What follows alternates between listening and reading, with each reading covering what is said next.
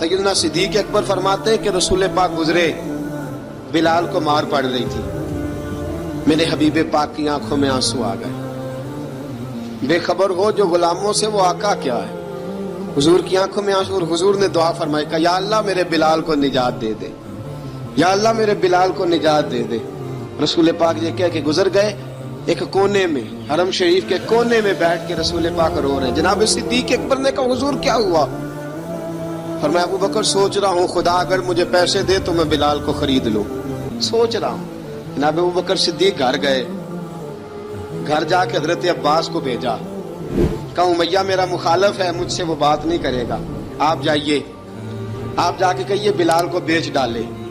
حضرت عباس نے جا کے کہا بلال کو بیچ دو۔ کہنے لگا میری قیمت بہت زیادہ ہے، 50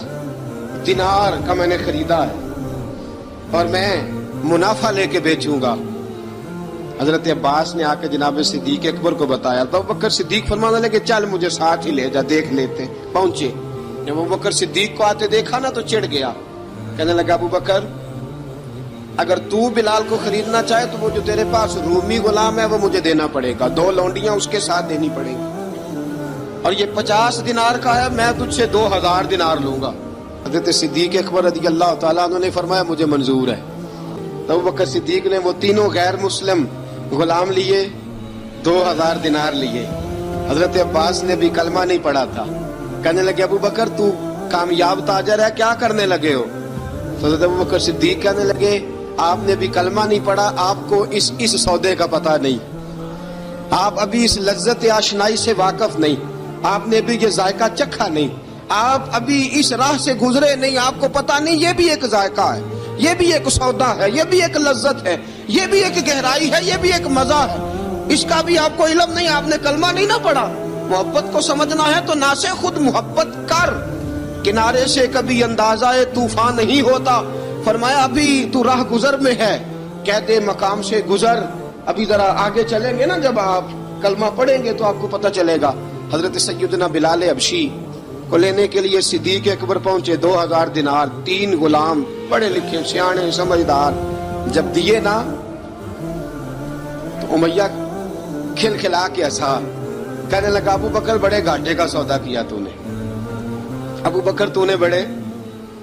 گھاٹے کا سودا کیا ہے، یہ پڑھا لکھا مجھے دے کے جا رہا ہے اور یہ ان پڑھ تو لے کے جا رہا ہے، یہ خوبصورت رومی غلام دے کے جا رہا ہے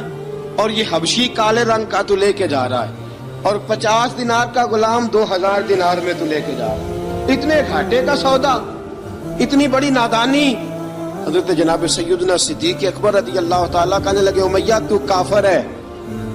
لیکن تو نے ابھی بھی پیسے تھوڑے مانگے ہیں، تو نے بلال کا رنگ دیکھا ہے، میں نے مصطفیٰ کے عشق کا رنگ دیکھا ہے۔ فرمایا تو ابھی اس کے رنگ میں الجھا ہوا ہے اور میں جو اس کے باطن کا حسن ہے وہاں تک پہنچ گیا ہوں۔ حضرت سیدنا بلال حبشی رضی اللہ تعالیٰ عنہ ساتھ کھڑے، ابو بکر صدیق رضی اللہ تعالیٰ عنہ نے ارشاد فرمایا اگر میں یمن کا حکمران ہوتا،